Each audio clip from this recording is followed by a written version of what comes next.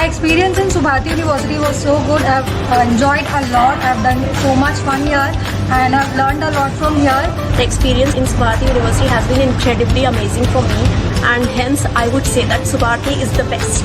It's like a small island in a city, and you should totally come here if you are pursuing anything.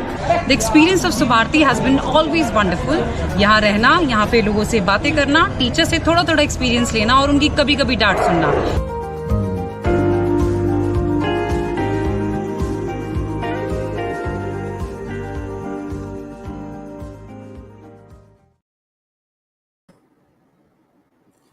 A very good afternoon to our Honorable Officiating Vice Chancellor, Professor Dr. Nikhil Srivastava Sir, Honorable Chief Executive Officer, Professor Dr. Shalyaraj, expert speaker from College of Business and Commerce, Salale University, Ethiopia, Professor Manoj Kumar Mishra, Dean, Faculty of Education, Swami Vivekanand Subharti University, Professor Dr. Sandeep Kumar Sir, Head, Department of Education, Faculty of Education, Swami Vivekanand Subharti University, Professor Dr. Anuj Raj Sir, dignitaries, teachers, and students. I extend a very warm welcome on behalf of Department of Education to everybody joining us online in today's guest lecture. I am Dr. Mumtaz Sheikh, Assistant Professor in Department of Education, Faculty of Education, Swami Vivekanand Subharti University, Meerut. And it is a matter of great pride and privilege to have the opportunity of moderating this lecture. As we are aware, the topic of today's guest lecture is Research Proposal, a Critical Analysis.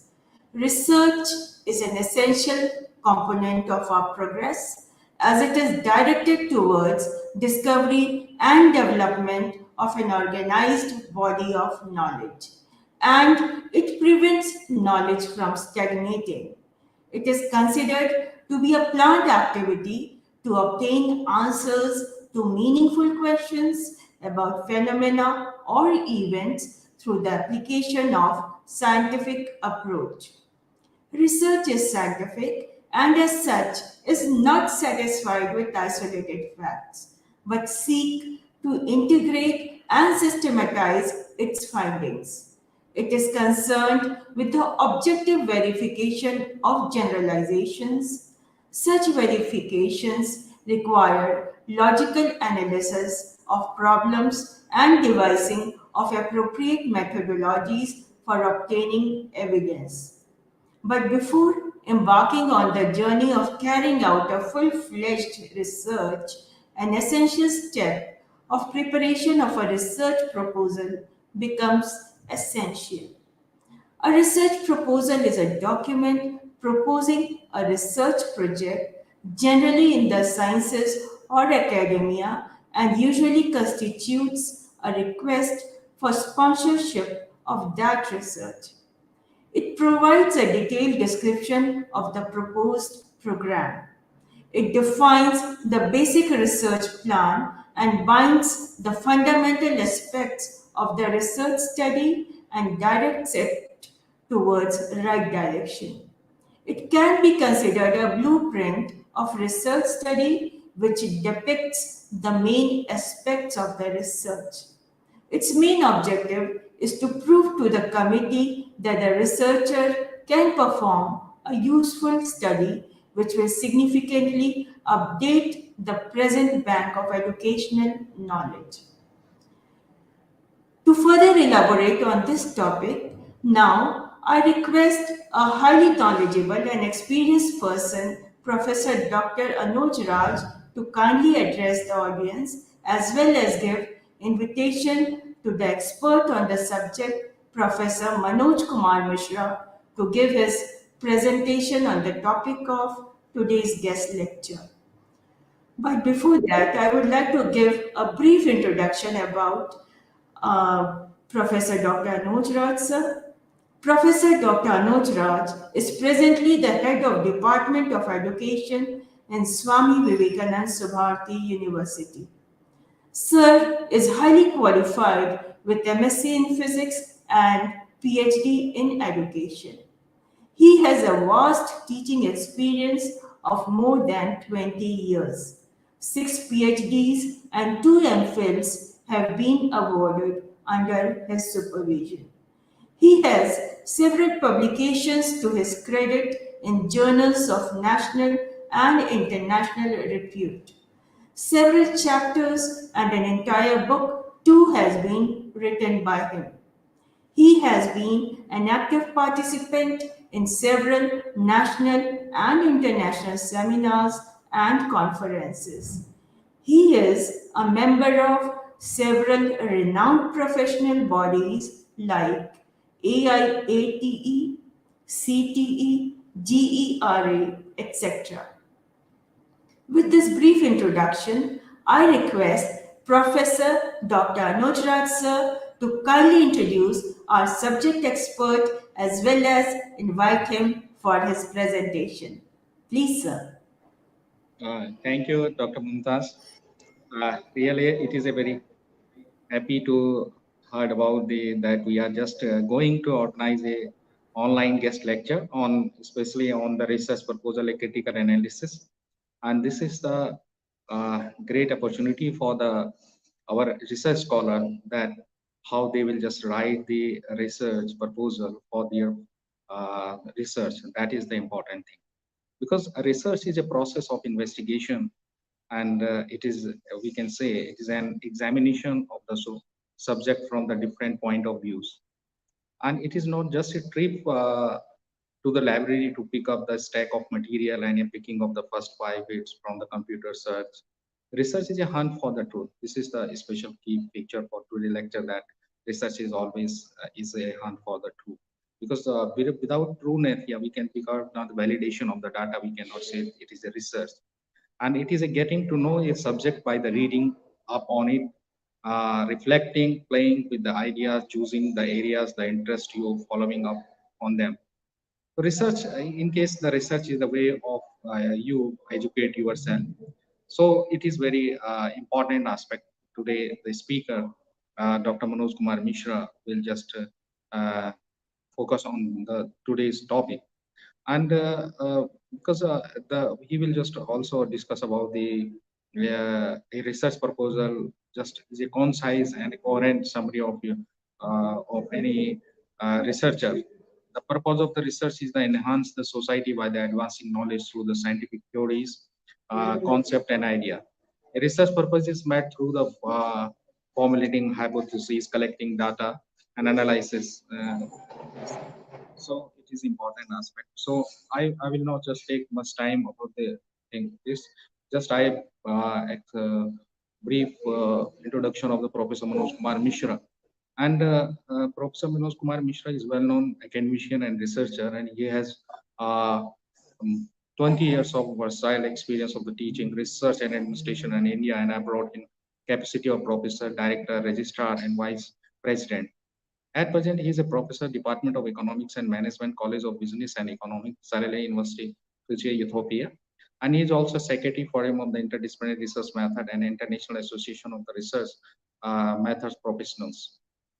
He has completed his MA in Economics, MSc in Statistics, and MBA Business Economics, PGDM, FM Finance, and PhD in Economics from the Magad University, Bodh Gaya. He has also been awarded honorary DSc in Economics and Economics and Multidisciplinary Research from the Florida honorary DLIT in Economics from the USA, and an honorary DSc in Management from the United Kingdom. He is gold medalist and champion in academic and research work. His specialization in economics, business analytics, research methods, data analytics, econometrics, and applied statistics. He has supervised 12 PhD scholars and currently guiding 8 PhD scholars. He has examined about 60 PhD theses related to management, economics, and commerce. He is a member of Executive Council of Board of Study and Academic Committee in Indian and Foreign University. He has been honored with the more than 30 national and international awards by the national and international recognized body for the immense contribution in the teaching, research, and administration. He has developed planned video lectures in the advanced research methods, first and research methods, say course material for the advanced development economics, rural development, and project planning and appraisal for the master level course at Ethiopian Civil Services University, Addis Ababa, Ethiopia. He has published about 150 research papers and articles in national and international reviewed journal. He has 22 patents concerning to data science, data analytics, research methods, business analyticals, and management, and also economic metrics. He is also author of 3 textbooks and PhD label on his credit. He has presented more than 200 research papers in national and international seminars and conferences of academician and researcher. Prof. Mishra has also chair and co-chair, delivered more than 250 invited lectures as a keynote speaker, guest speaker, and eminent speaker in the national and international conferences, seminar, and workshop. He is member of the editorial board and reviewer of more than a dozen of journals. So it is a very short, brief profile of the Professor Manoj Kumar Mishra, and I welcome you, sir. And just now, online platform is your, and you just deliver your lecture on the research proposal, a critical analysis. Definitely, our scholar will benefit, will benefited for about from your lecture, sir. Manoj Kumar Mishra, sir, can you hear me? 1 minute, 1 minute. Professor Manoj Kumar Mishra. Yes, I'm listening.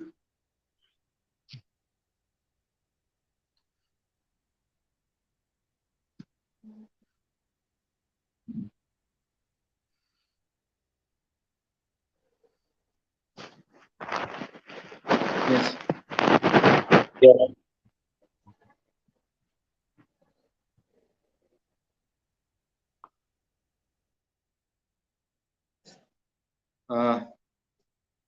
I think there is just some technical problem, and very soon we will just. Yes. And there is so many questions that about the research. Why the research is necessary and valuable in our daily life? This is the important factor. So today's lectures of Dr. Mishra will deliver on it is a tool for building knowledge and facilitating learning. It is a means to understand issues and increase public awareness. And research will also helpful and success in the business. It allows us to disprove lies and support truth. So Mishra is now on the platform, and it allows us to disapprove. Yes. Yes. Yes, Okay. Sir. Oh, I'm going to speak. Okay, no. So now the platform is yours, sir. Okay. Thank you so much. Thank you so much. Department of Education, Faculty of Education, Swami Vivekanand Subharti University, Meerut, for inviting me on the very pertinent topics. Honorable Vice Chancellor of this university, the CEO of this university, the Dean Faculty of Education, and the Head Department of Education, Dr. Anup, Professor Anup ji, and the moderator of the session, Dr. Mumtaz ji, and all the faculty member and staff members, and the participants, the students, research scholars. So thanks so much. So today I will deliver my lecture on research proposal, a critical analysis. So in this analysis, I will discuss about the brief outline of my lecture is selection of the topic of research proposal. Next slide. Selection of the topic of research proposal. I will discuss this. What is research proposal? Components of research proposal, minor and major research projects, and research funds I will discuss in my lectures.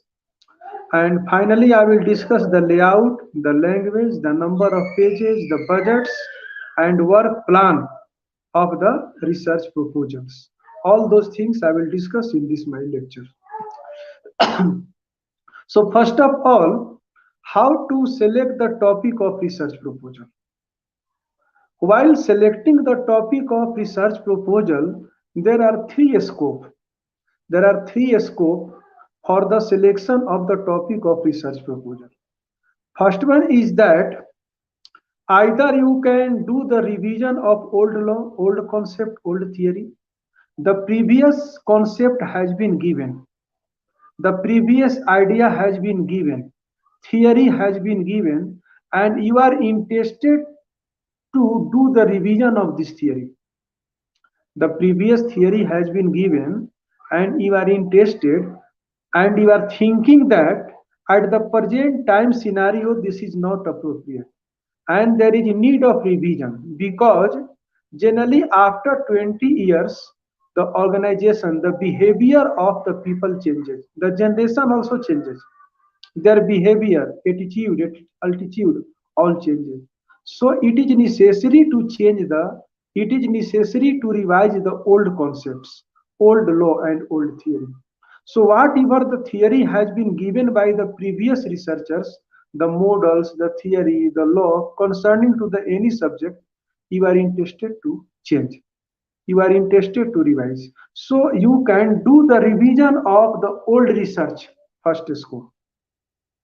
Second scope is that you are interested to develop the new theory or new idea.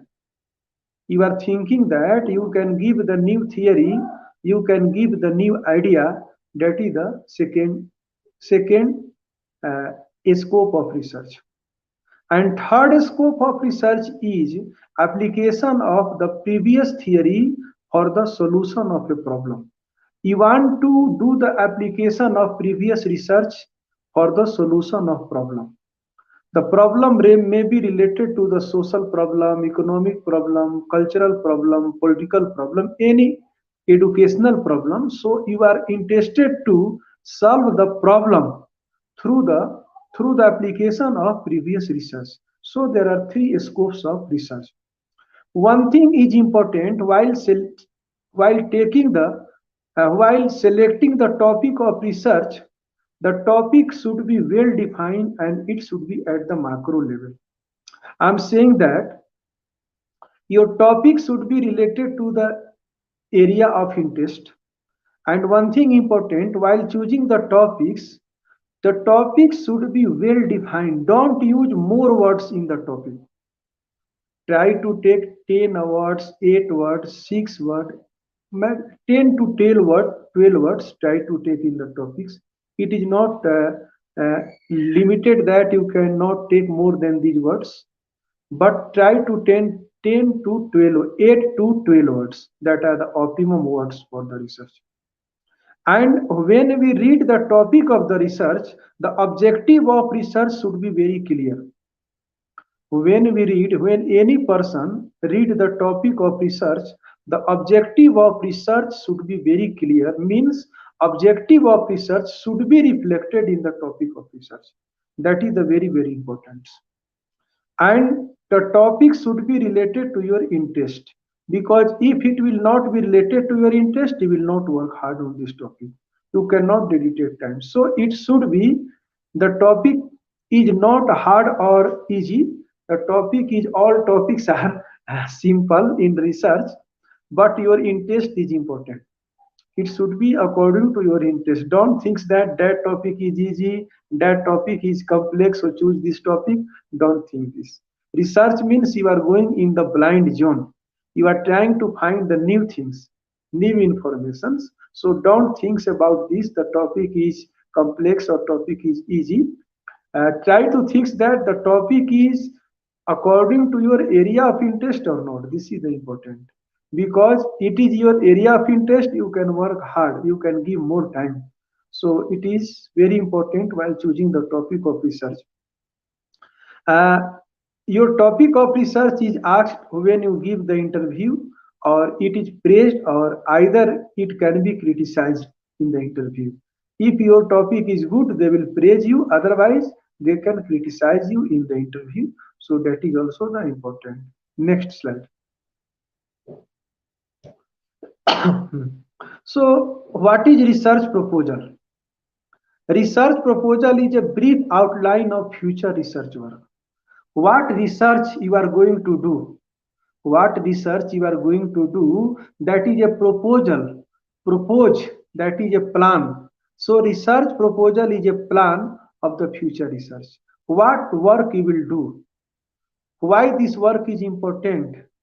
How we will do? What are your objectives? What are your main findings? What are your hypotheses? How many chapters will be? So it is the brief description, brief outline of future research works. Research proposal is the brief outline of your future research works. You are writing that the proposed study will do this. This is important for this purpose. The objective of this study is this. The hypothesis is this. The finding will be useful for society on this ground. This will contain this many chapters, all those things. The data will be from this, all those things. So this is a plan. Research proposal is a plan, or research project proposal in the same way also is a plan. Project proposal or research proposal, these are the plans for doing the research. So your research work is guided by your research proposal. According to the objective of your research proposal, according to the methodology given in the research proposal, hypothesis given, chapters given, we do the study. So this is the important.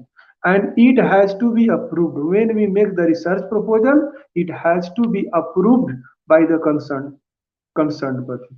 Suppose you are making the research proposal for PhD, degree, so your proposal will be presented at the department level, at the university level, and they will approve. And after the approval, we will work on this. Suppose you are submitting the project proposal for the UGC, minor project, major project, ICSSR, you are submitting your proposal. DST submitting, IMF, World Bank, many agencies. So you are submitting the proposals. So you have to write the proposal according to the guidelines of that body. Suppose you are submitting the research proposal to the UGC for the fund, you have to write according to the guidelines of UGC that has been given. You are submitting to the ICSSR, then it is better to take the guidelines of. According to the guidelines, you have to write this. You are submitting the research proposal for your PhD degree, then according to the guidelines of university, you have to prepare your research proposal. So finally, we can say that research proposal is a brief outline of future research work. And research work is guided by your research proposal. You cannot change the title of the research proposal when it is approved by the concerned body. You cannot change the objective of your study. Very small you can change, that is another issue. Chapters you can change, that is the proposed, but you cannot change the title of your research proposal. So this is the important. Next slide. So what are the general components of research proposal? When we make the research proposal, we have the different components, different parts of research proposal. So first one is the topic of the research. You write the topic of the research. After that, the main components are literature. First one and the introduction. Second part is literature review. Third part is objective of the research. Fourth part is research questions and hypothesis. And fifth part is tentative chapters. How many chapters will contain your study? And sixth part will be research methodology. And after that, you write the bibliography or references. So these are the important. So all those things will be in your study. So next slide. So I will discuss one by one components of this study. So first topics. So next slide. Go to the next slide. So the first part of your proposal is the introduction. So introduction introduces the general idea about topics. In this introduction parts, you write, suppose introduction part is first part. So 1.1, you can write the overview of the study. 1.2, background of the study. 1.3, statement of problem. 1.4, significance of the study. 1.5, limitation of the study. You write in this. So overview of the study, this part, in the overview of a study, you will discuss about uh, all things in this overview of the study. Overview study is the brief of all things concerning to your proposal. Background of the study, what are the background of this study? You give the previous background of this study, and by this way, in the statement of problem, you will discuss about how you are motivated to do this study. In the statement of problem, tells us you have to discuss this, how you have motivated to study this topic. What are the motive for the study of this topic? What situation motivated you for the study of this topic? You will discuss in this statement of problem. And significance of the study, why your study is important for society, because the research you are going to do, that objective is related to the social welfare maximization. You are writing for the social welfare. Even you are doing PhD, of course you will get the degree PhD, but you are working for the society, you are working not for yourself. So it should be related to the society. So how the society will contribute to the academic field, to the research field, for the development of the masses, development of the people in society, in technology, how it will be useful, in science, how it will be useful. According to this, according to the topic of your study, how this topic is useful, you have to discuss this in this part. And the last part of this introduction is the limitation of the study. What are the limitations of your study? What works you are not doing? Maybe the limitation of time, maybe the limitation of data, maybe the limitation of the area of the study. Suppose you are going to do the study of inclusive education. Suppose that you are related to the, most of the students are related to the education, and you are doing the study on the inclusive education. So inclusive education, if you are taking the data of, suppose it is related to the scheduled caste children, so it is not possible to take the data from whole India. So you can take the data from the Meerut also. So this is the limitation of area. You are not capable to take the data from whole parts of the country. So you are taking the data from the Meerut area and taking the data of the scheduled caste. You cannot take the data of all the scheduled caste children. You can take only some data. So this is the limitation of your study, that is also very, very important in these parts. So in the first parts, you have to discuss point by point, you have to discuss. Suppose first part is 1. So introduction is 1, then 1.1, overview of the study. 1.2, background of the study. 1.3, statement of problem. 1.4, significance of the study. 1.5, limitation of the study. You can write like this. In this part, you have to tell that why this study is important for society, for academia, or for research worlds. All those things you have to discuss in this part. Next slide. Next slide.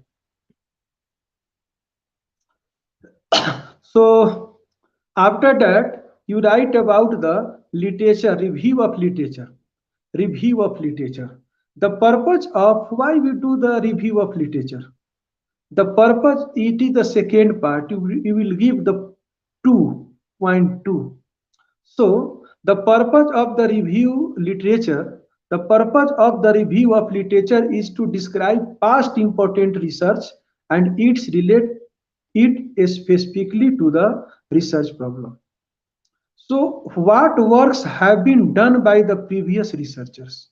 What is literature review? Literature review means what works, on this topic or related to this topic have been done by the previous researcher. This is the review of literature. Review of literature means what works have been done by the previous researchers related to this topic or on this topic. This is the literature review. So the review should examine the major theories related to the topic, uh, to the date and their contributions. This is the important. Literature review may be conceptual literature, theoretical literature, or applied literature. So literature on concept, literature on methodology, literature on result, literature on the models, literature on suggestions, all those things you can do the study. So it means that literature, previous works related to topic concerning to the world level, country level, state level, or region level, you have to study. So while doing the literature review, you should include at least 20 to 30 literature. What is the benefit in taking the literature? Suppose that you are doing the study on the inclusive education of the scheduled caste children in Meerut districts. Okay, so you are taking the literature, you are doing the conceptual literature. Conceptual literature means what is inclusive education. You will do the study. You will understand what is the inclusive education, what are the theories of inclusive education, what the previous researchers have done the research concerning to this topic at the international level, continents level, India level, different states level, at the Uttar Pradesh level also, your own states level, all those things you do the study. You get the idea what were their topics, how they are writing, what are their methodology, how they have collected the data, what models they have used, how they have analyzed the data, what were their findings, what suggestions they have give. By this way, you get the idea how to do the research. So if you do the review of literature better, you can write the research proposal better because you get more idea.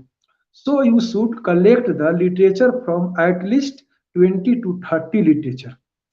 That should be collected from, you can read the books, you can read the journals, newspaper, television, radio, or any parts. From the library you can go, you can read the thesis of other researchers, so you can collect this. But one thing important in this part, that you should focus on the recent literature. The recent literature should be focused. Recent means I'm saying that try to include the 20 years, not very old literature. 20 years recent, because in the recent old literature is already included. So suppose that you are going to do the study in 2020, you should try to include the literature after 2000. After 2000. However, one two literature that are very important, then you can also take the old literature. That is another issue. But try to take the literature after 2000. The literature may be related to 2020, 2001, 2020, 2021, 2022, 2019. Focus on this recent literature. And by this way, you can find the research gap. By this way, you study the world level, continents level, country level, region level, state level, you can find the research gap.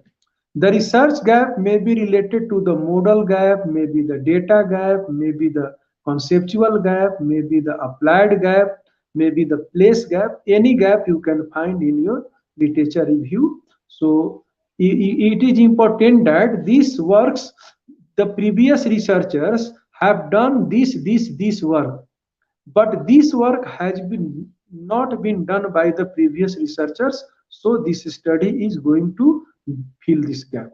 This is the important. So suppose review of literature is 0.2, then 2.1 conceptual literature, 2.2 theoretical literature, 2.3 applied literature. In the applied literature, international level, write the systematic.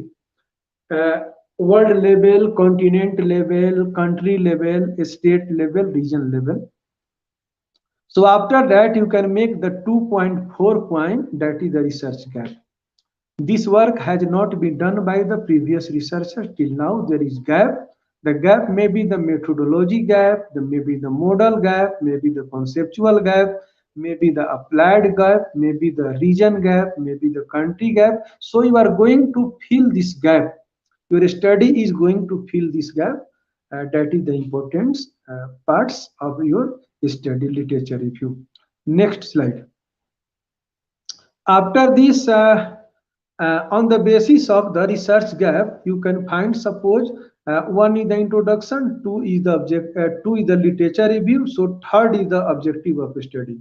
So point 3 is the objective of study. In this objective of study should be well-defined objectives, and concentrate on the topic of study. Do not include more objectives, and based on research gap and research questions. What is the research questions? What your study is going to give the answer of these questions that is related to your objective of study. So in this part, your objective should be very clear, well defined. Objectives should not be confusing. We have seen that we are examining the thesis of some university. Objectives are not clear. Objectives and topic of study are different. The topic is given, objectives are given, but objectives are not proper matching to the topic of the study. This is the problem coming. So try to match.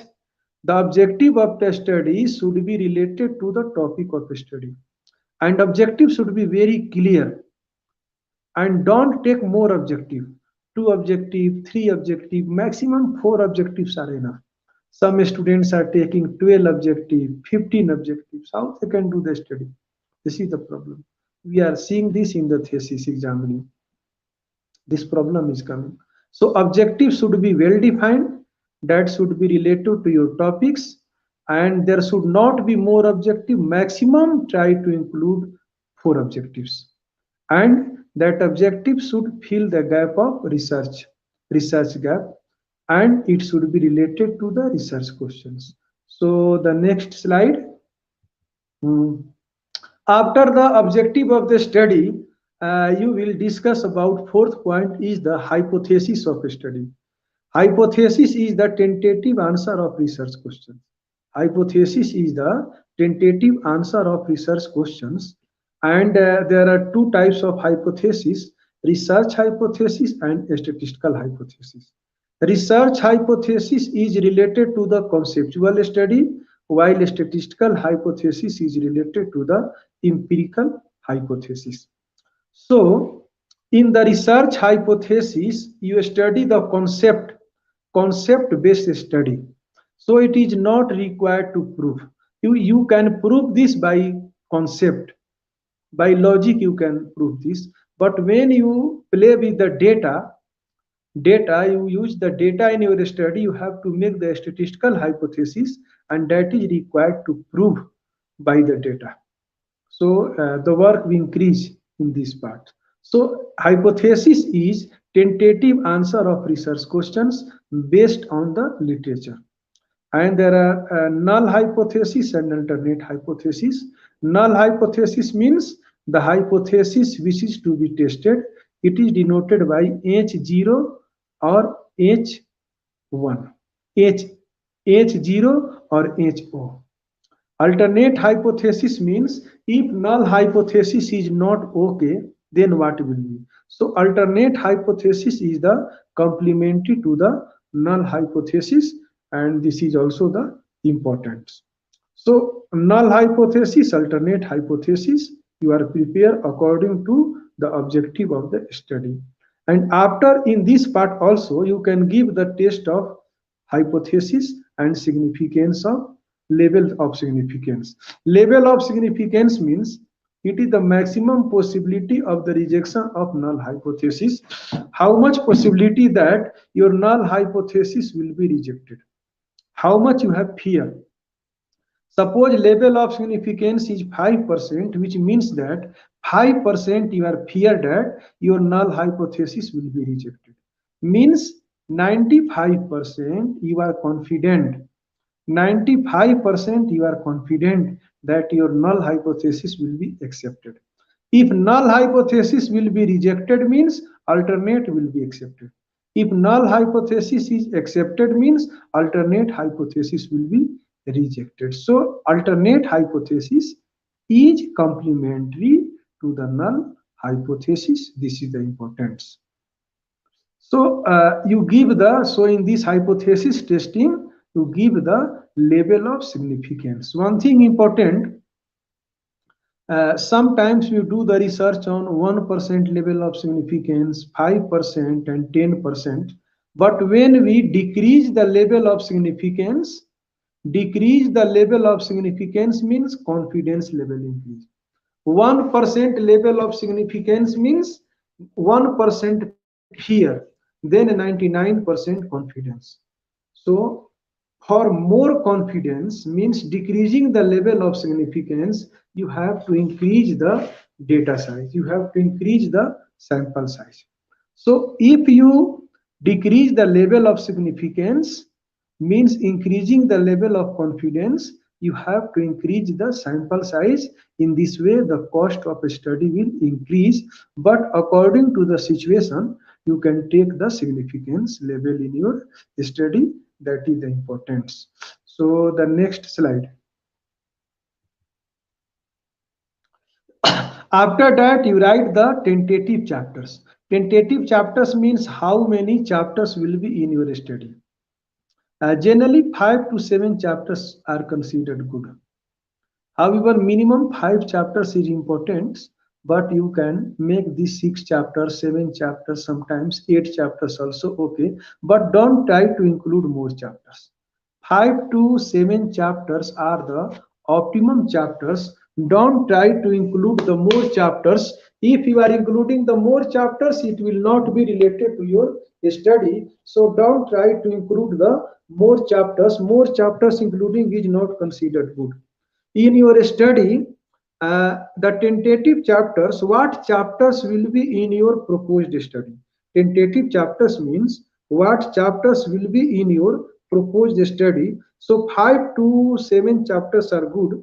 If you are taking the 5 chapters at this level, at the international level, generally the students are taking the 5 chapters. So first chapter is the introduction. Chapter 1, introduction. Chapter 2, literature review.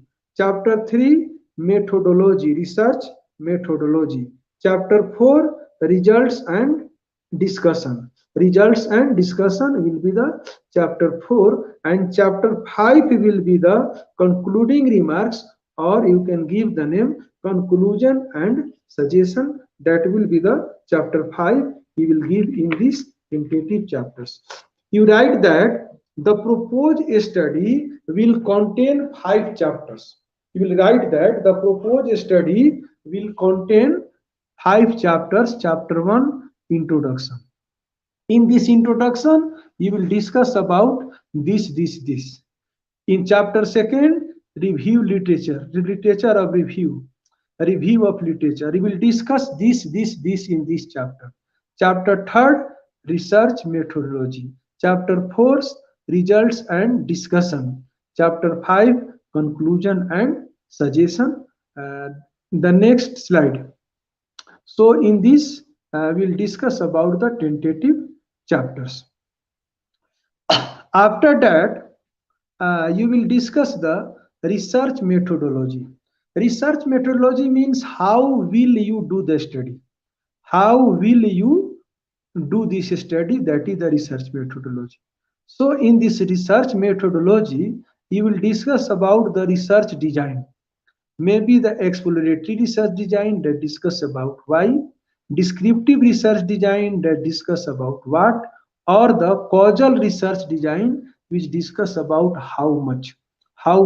So 3 type of research design. So your study is based on the exploratory research design or descriptive research design or causal research design. You have to discuss in this part. In this part, you will also discuss about the research area. Suppose that Meerut is your research area, so you will discuss about the Meerut. You are doing the study on the inclusive education of scheduled caste children. So your study area is the Meerut. So you tell that Meerut population is this, in this scheduled caste total population in this, scheduled caste children in this, and this much children reading in this class. You will study about this. This is the and there all the status related to the education you will discuss. That is the research area discussion. After that, you discuss about the sampling and sample size. How will you take the sample? You will take the probability sample or non-probability sampling. What sampling you will take? You will take the simple random sampling, cluster sampling, what sample, judgment sampling, purposive sampling, what sampling you are sequential sampling, what sampling you are taking. Sampling means sample is a small portion of population. Population means area which is under the investigation. Sample is a small part of population. We study the population, we take the data from the population, and we take the data from the sample, and on the basis of the study of the sample, we do the study, we take the decision about the whole population. Population means area which is under the investigation. Population means the universe, the whole area. Suppose that Meerut is your Meerut will be population. You are interested to study the inclusive education of scheduled caste children in the Meerut, so Meerut will be population. But all the scheduled caste children you cannot take the study. All the guardians of the scheduled caste you cannot do the study. So you take the sample from some schools, some guardians, some students. You take the sample. So the sample size. One thing is important. There are different formulas to calculate the sample size also. You can, it is given in the books already. Kothari formula is good. Another formula also good. But generally the formula depends on the level of significance. We have seen that when the level of significance decrease, the sample size increase. And level of significance increase, the sample size will be, the level of significance will be more, the sample size will be less. And the level of significance will be less, the sample size will be more. When you put the value in this formula, I will find this.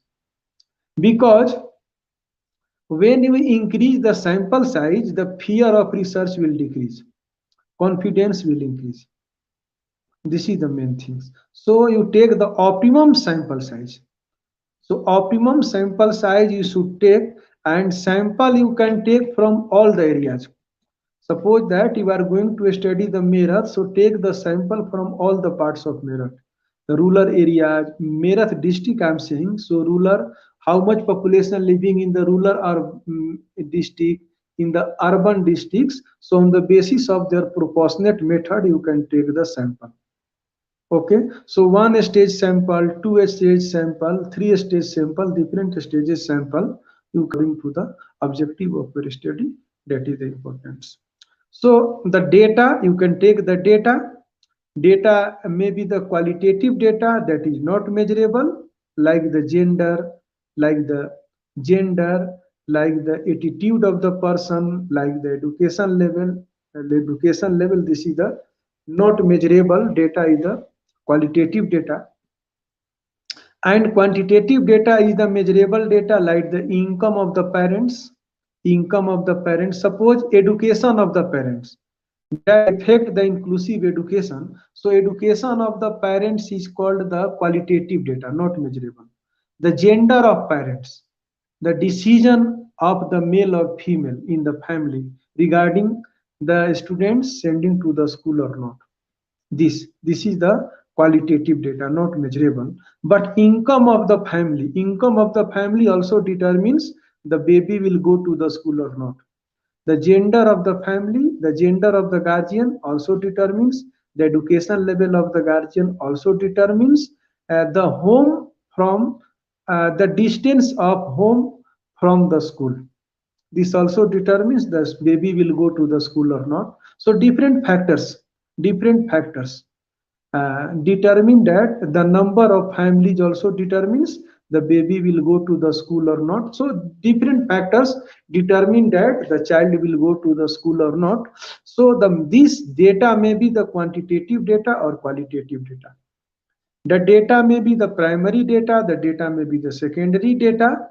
Primary data is the first hand data, secondary data is the second hand data collected from the other sources, and the researcher are going to use in his study. The time period of data, it is also important. So in this case, you are using the time series data or cross section data or the panel data. What data you are using in your study, that is also the important part of this study. So in the time series data, the different time is given, and according to the different time, the data is given. Time series data. Cross section data means at the same time, what is the value of different variables. Suppose that you are going to survey, you go to the field and you collect the data, that is the cross section data. And panel data is the combination of time series data and cross section data at the different time periods and different variables. Different time periods and different variable, you are collecting the data, that is the panel data. So you have to, what data set you are taking, what data you are taking, either time series, cross section or panel, you have to give the justification of the data in your research methodology. You have to give the justification of time period of data. You have to give the justification of the primary data, secondary data, and the methodology of data collection. That is also very, very important in your study. So after that, we will discuss about the statistical tools and data analysis. What statistical tools you are using in your study? Maybe you are using the descriptive statistics, measures of central tendency, measures of dispersion, skewness, kurtosis, correlation, regression. What tools you are using? Descriptive statistics, you are using, you are doing the theory of estimation. What you are doing? You are doing the hypothesis testing. You are, so what tools you are using, statistical tools, you have to explain about this statistical tools in your study. And then how we will do the data analysis, analyze this, reliability and validity of data. You will discuss about this. The data is reliable or not. The statistical tools you are using, the data, you can believe on these tools or not. For this study, which statistical tools is important, you have to study about, you have to write about this in this part. And what research software we will use in this. Research software is very, very important, particularly for the empirical study. When data is big, the calculation on the page by the pencil is not possible. So you have to use the research software. There are different research software. Excel is also good. SPSS, Stata, eView, Gretel, R, Python, all software are good. But you should have command over at least one or two software so you can do the good research. That depends on your interest. You should develop the interest, then you can do the study. Model selection, what and descriptions of variables. You have to select the variables according to the objective of your study. What is your objective of study? For these objectives, what are the main variables? What the variables may be qualitative or may be quantitative. You have to select the variables, and according to this variable, you have to formulate the models, and then you will estimate the value of the model in your study. And a linear model you can make, non-linear model, alpha, beta, gamma, binary, logistic, probit, tobit, multipolarity. Alpha, beta, gamma means alpha, beta, gamma are the parameter. Alpha is the intercept, constant value. Beta is the coefficient of independent variable, and gamma is the power of independent variables. When the gamma means the model is non-linear. When only alpha beta, the model is linear. And the binary means when the dependent variable is qualitative in nature, when the dependent variable is not measurable. Suppose that a teacher is teaching in the class. You are satisfied with this class or not?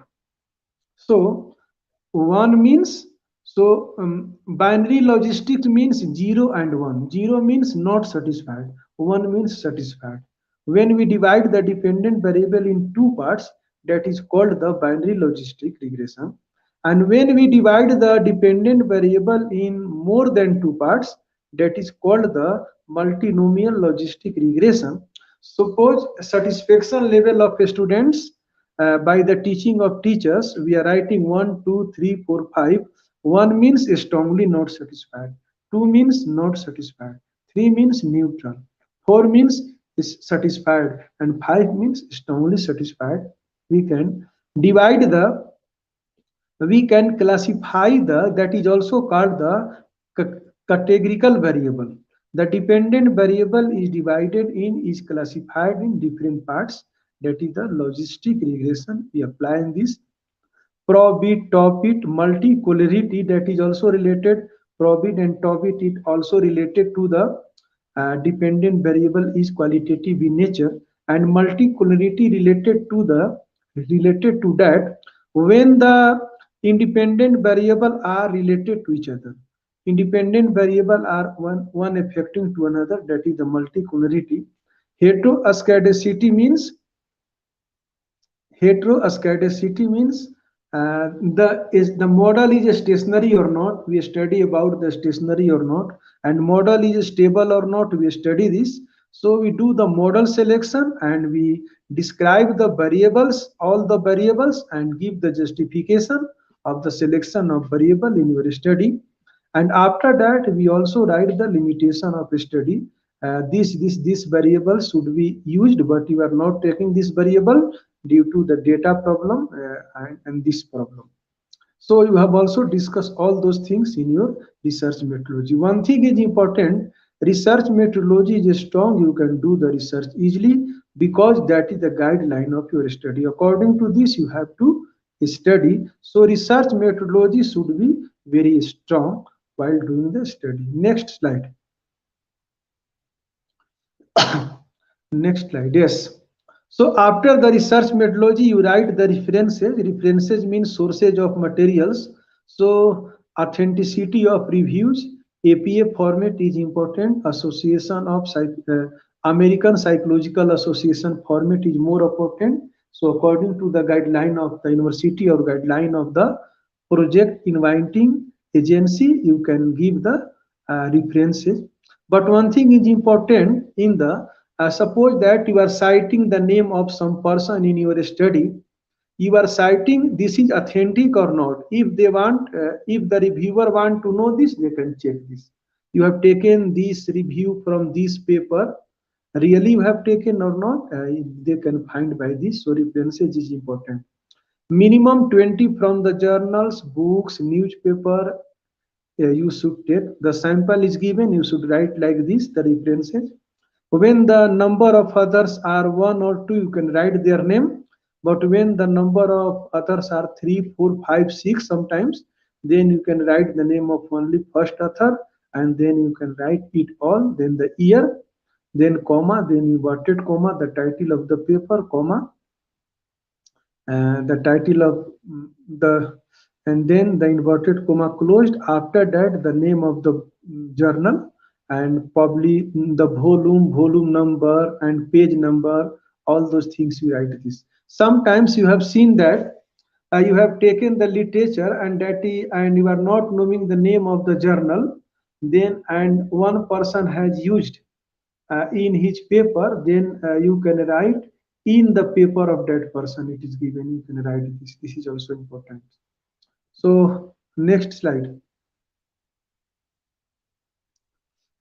Hello, next slide. Yes. So after that, one thing important, major and minor research project and research funds. So at the university level, you can do this. So if you are writing the project proposal, project proposal for the fund and you are interested to do the major and minor research projects, then first of all, the national and international level agencies, they announce the major and minor projects. UGC, MHRD, Ministry of Human Resource Development, AICTE also invite Department of Science and Technology, DST, ICSSR, uh, Indian Council of Social Science Research, ICHHR, Indian Council of Historical Research, IMF, World Bank, UNESCO, all those things, international body invite the research proposals. One thing is important, if you have to work on this research proposal, you have to do this. First, what you should do, first, suppose that always, if you are a teacher, young teacher, and you are interested for the major research project or minor research project, the condition is that if you have not done any minor research project, you cannot apply for the major research project. So first of all, you can apply for the minor research project.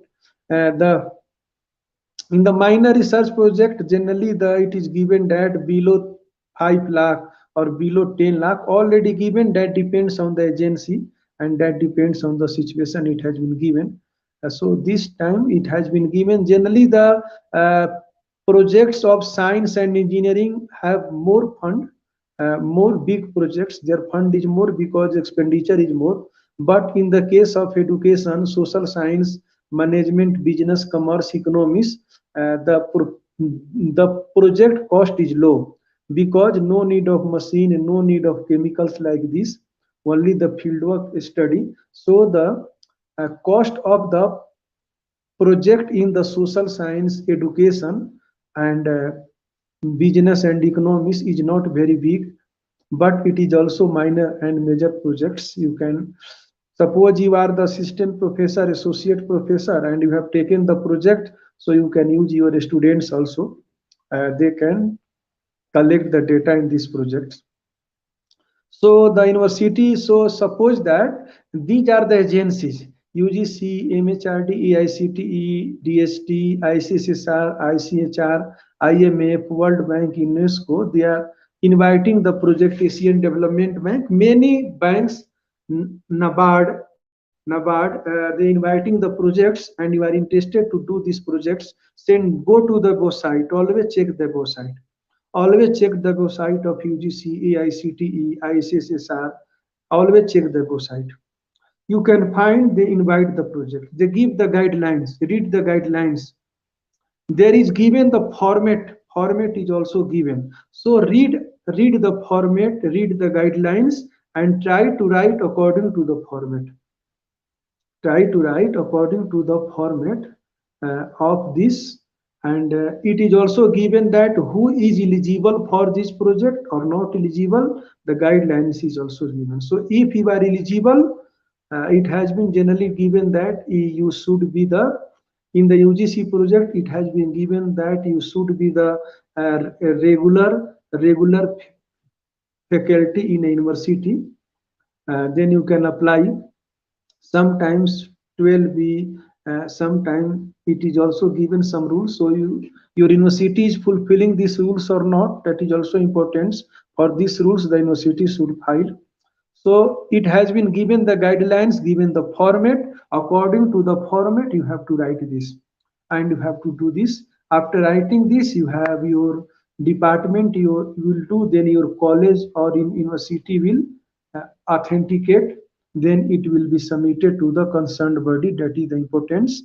But one thing important, that download the format, download the guidelines from the website of above mentioned these agencies. From these agencies, read the guidelines. ILO, suppose ILO. Okay, so you can download the guidelines from these agencies. Read the guidelines again and again, and then it has been given the format how you have to prepare according to this. The rules, regulation, everything is given. So after suppose that you have prepared the projects and then you have submitted according to the rules. After submission, then you have to go there, you have to give the presentation. They will do the scrutiny of project, and then they will invite you for the presentation. You will make the good PPT and making the main points on your PPT. Try to not write more points, more like the sentence on your PPT. Try to write the main points on your PPT, and eye to eye contact. You should highlight the importance of your project. Everything important things. You can give the good presentation and convince the committee so that they will pass your research proposal, research project. In the same case, in the PhD, you give the presentation just as after submission of the research proposal, you give the presentation. In the same way, after submission of the project proposal, you give the presentation.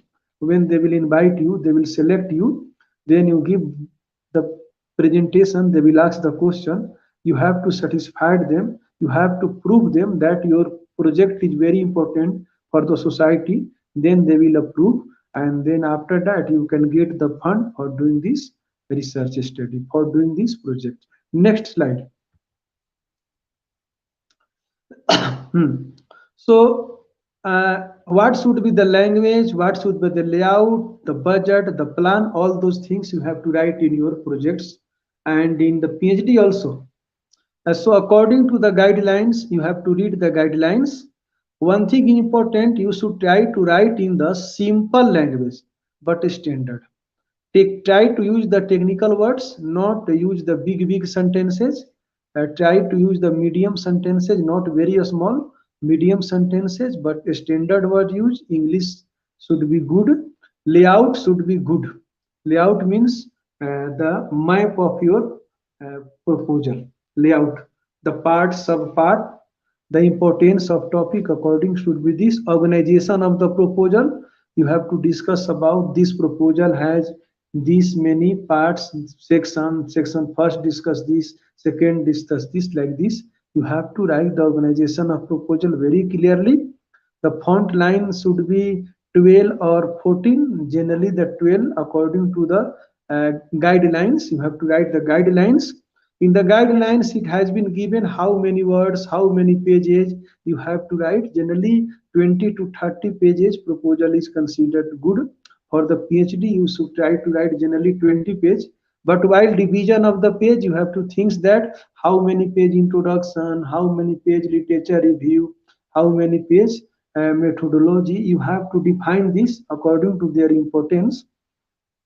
Okay, and in this also you have seen that in the guidelines it has been given that which part of your proposal should be how many words, how many pages. It is already given in the PhD level also, in the project proposal also. So you have to write according to this, and it is also given the budget. Include your budget. Suppose you are writing the project proposal for the UGC, ICSSR, DST, Ministry of Education, HRD, all things, IMF, World Bank, like this. So you have to give the budget. Budget should be budget estimated budget you have to give, because they will approve the budget. There is the format of budget. You can download the budget format from the concerned agency, and you can fill according to this how many person you need for the data collection, for the laptop, for the internet, for going to the field, what is expenditure. All those things you can fill in this. Understand? So you can fill this budget, and then the work plan you have to this. Your target is you have to complete the project in 2 years. So first month this, second month this, which month he will do the data collection, which month he will go to the field, which month he will planning, and which month he will write, you will do the data analysis, which month you are writing. So all the work plan by the Gantt chart you have to prepare in this part. That is also very important in your study. So overall, all those things you have to do for the good project proposal or for the good PhD research proposal you can do. The research proposal is prepared at the master level also, at the MPhil level also, at the PhD level also, at the uh, postdoc level also, postdoctoral fellowship, that is the rule. Only the assistant professor can apply for the postdoctoral fellowship, and that postdoctoral fellowship experience is counted also for the in the appointment of assistant professor or associate professor. So it is the beauty of postdoctoral fellowship. You can do the delete or DSE also, their proposal you can make, and you can apply, you can make the project proposal for the different agencies according to their needs. But one thing is important, your proposal should be beneficial for society. This is the very important. So okay, so I think it is the last slide of this. So any questions you can do, or we can conclude. Hello. Thank you so much, sir, for the highly educative presentation. Your words must have illuminated the minds of the prospective researchers. That was a wonderful critical analysis of the research proposal. It was indeed an expert guidance to our students. Sir, you had guided us very efficiently on how to select the topic of research proposal, a question which is highly perplexing even to intelligent minds, and also suggested precautions to be observed in selecting it. It was enlightening to know what a research proposal is and what its general components are. Sir, you have dealt with all the aspects of research proposal in great details. It was quite an in-depth knowledge of the topic. Our students must have immensely benefited from this lecture. Sir, we are receiving a number of comments online highly appreciating your presentation. Thank you so much, sir, for making our guest lecture a success. Thank you so much. I firmly believe that this guest lecture must have been a rewarding experience for all of us. Finally, we are approaching the end of today's event, and hence I now request Professor Dr. Manoj Raj sir, Head Department of Education, Faculty of Education, Swami Vivekanand Subharati University, to kindly propose vote of thanks. Over to you, sir. Thank you. Really, it was a very informative session, just delivered by the Professor Mishra. Really, thank you, sir. Because everybody just, yeah, really. Just you have explored everything about the research proposal, such as the how we select the appropriate problem, yeah, recent thrust area, what should be the thrust area of research. You have also explored how we just write the introduction in proper manner.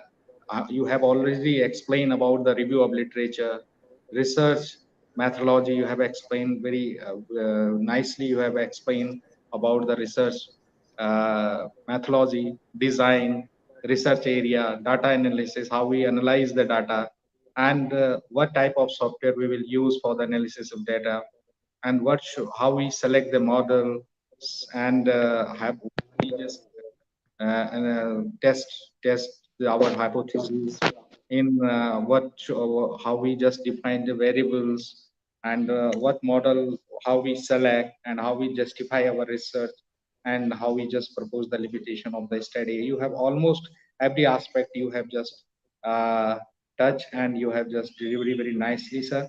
And you have also discussed about the minor and major funded project, how we just have, how many agencies are in our country, such as UGC, MHRD, AICT, Department of Science and Technology. You have just also explained about the format, and how we just send the proposal to these agencies, and what modus of apprentice they are just proposing.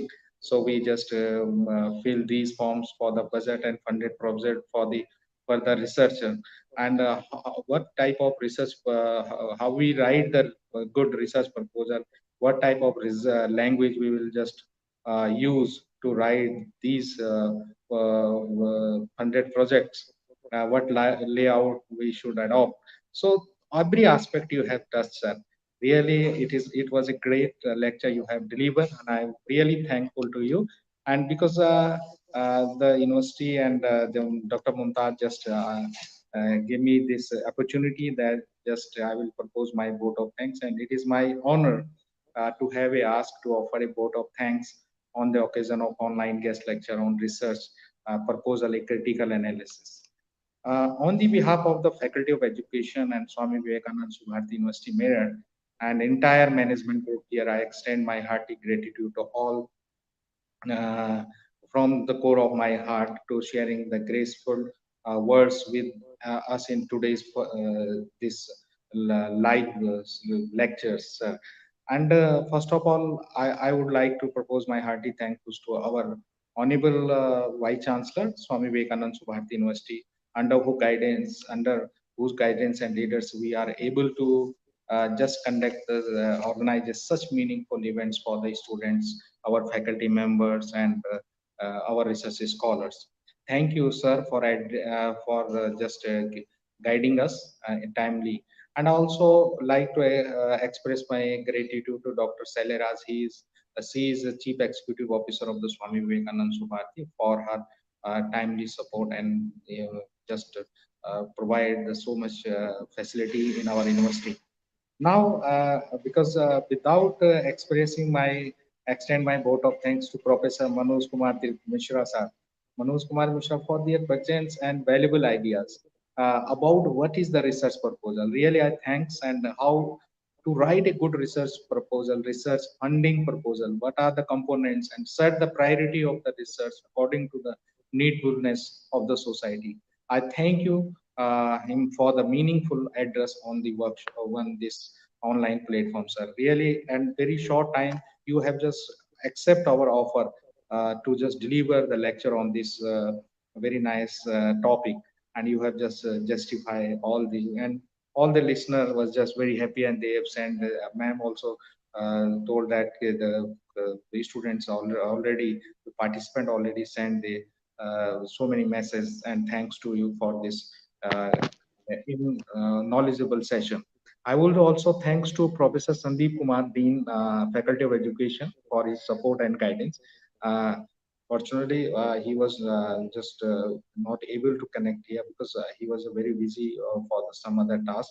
And I thanks to Professor Sandeep Kumar and his dean, and extend gratitude to all the students, the research scholars, and other faculty members and participants, because they are sitting in our department hall, or they are just watching us live on YouTube videos, and they are just watching also there.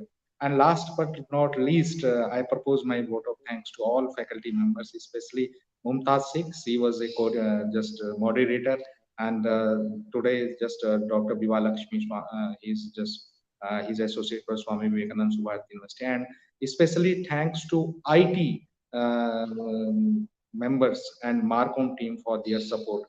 Once again, I like to thanks to all the participants. Thank you, all of you, and Jai Hind to all. Thank you.